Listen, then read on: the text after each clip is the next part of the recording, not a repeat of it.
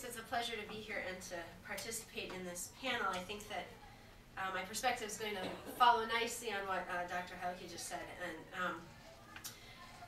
And my perspective that I'm bringing today is not primarily as a member of a faith tradition, but as someone working in the field of religious studies.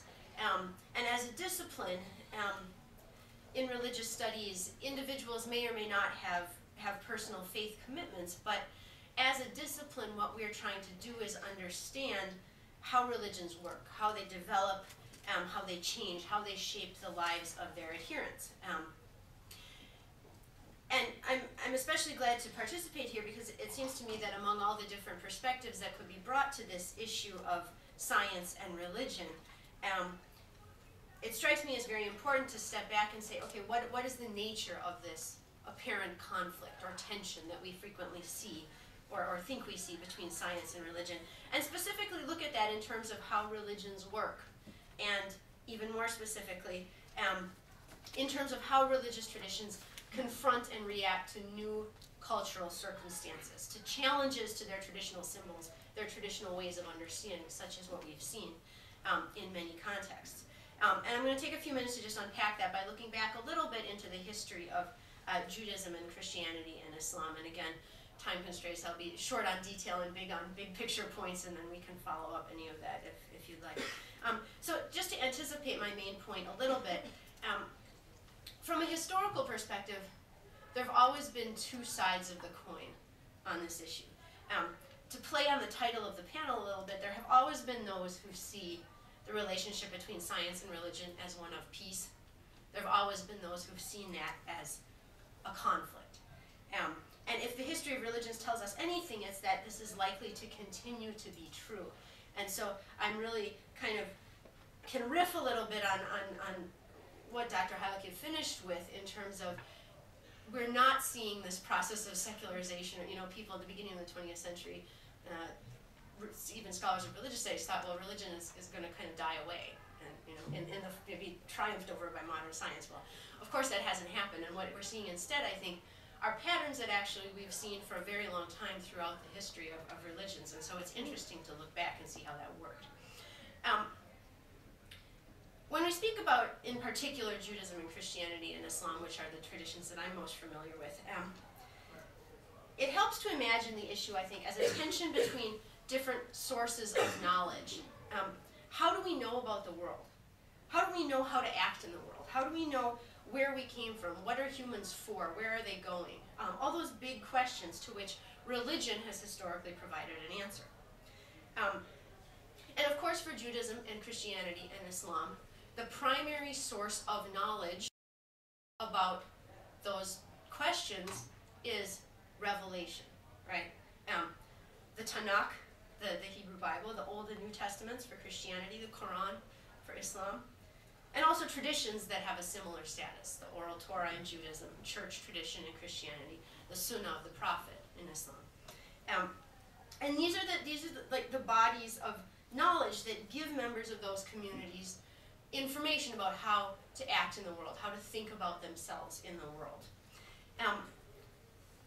But it's a fact of history that religions continually encounter new situations and new cultural situations where they face different ways of knowing or challenges to those traditional ways of knowing about the world. And again, this is something that's happened throughout history. I think maybe the most prominent tradition or alternative way of seeing things that ended up affecting all three traditions is the encounter with Greek philosophy. And we can just start from Philo, the Jewish scholar Philo in the 1st century CE, to the Muslim and Jewish scholars of the Middle Ages, to Thomas Aquinas in the 13th century. In all of those situations, some Jews and Christians and Muslims, not all, but some, were seeking to integrate these two sources of knowledge with which they were acquainted, their own tradition, whether that was Judaism, Christianity, or Islam, and Greek philosophy, the Greek philosophical tradition, which they also saw as containing truths in some way, as a source of knowledge that should be paid attention to. So this is not a new issue. Now for us, contemporary situation, a new edge was certainly put on this conflict by the Enlightenment, beginning in the 17th century, as we heard, and continuing in some ways until the present. And the situation that unfolded during the Enlightenment was the promotion of another source of knowledge, reason, as the ultimate source of knowledge, as the ultimate source of knowledge. If something's not rational, something's not true. Reason became the yardstick by which to measure the truth of everything, of all human phenomena and experiences. It's not surprising that real conflict developed in that situation between the claims made by scholars working with an Enlightenment model where reason was the ultimate yardstick, and the monotheistic traditions as they have come down to us. Because we can all think of examples, rational empirical investigation produces some results that appear to conflict with the traditional claims made by all three of those traditions. Did Moses write the Torah? Well, the evidence when you use purely a rational approach is that probably not. Did Jesus really walk on water? There's not much evidence for that either. So the point is that with reason as the ultimate yardstick, if that's your measuring stick, revelation has appeared to many people to fall short, to not measure up to that yardstick.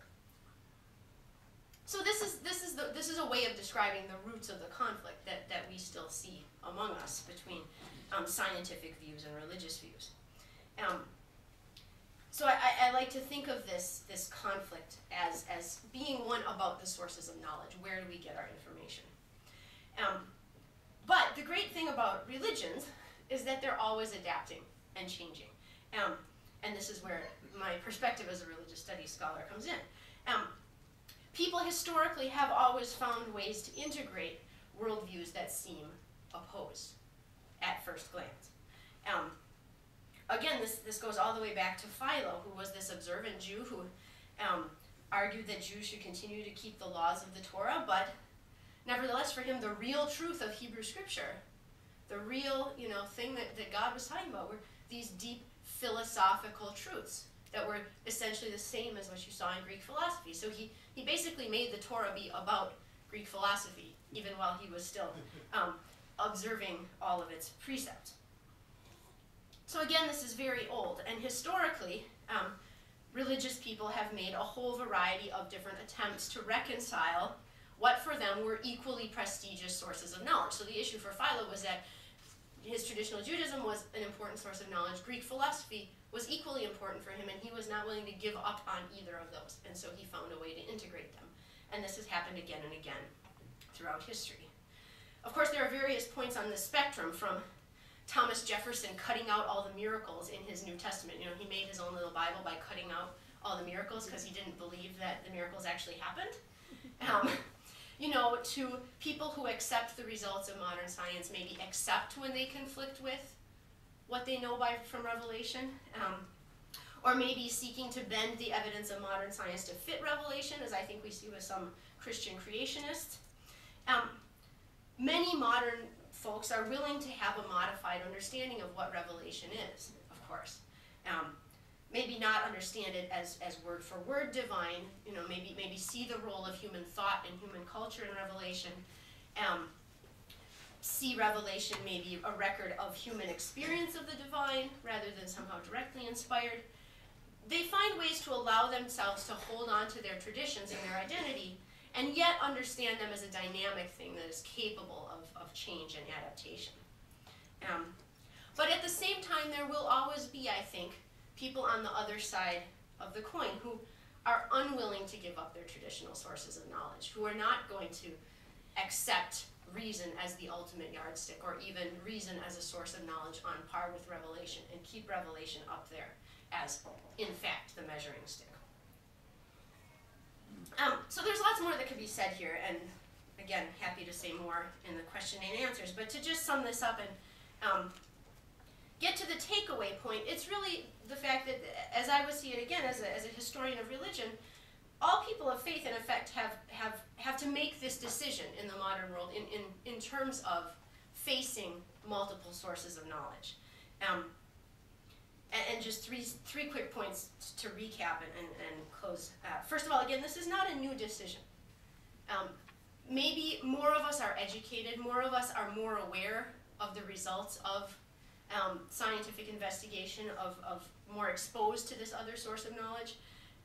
But again, similar decisions have been faced throughout history and throughout the world as cultures and societies have changed, have come into contact with each other, and so on.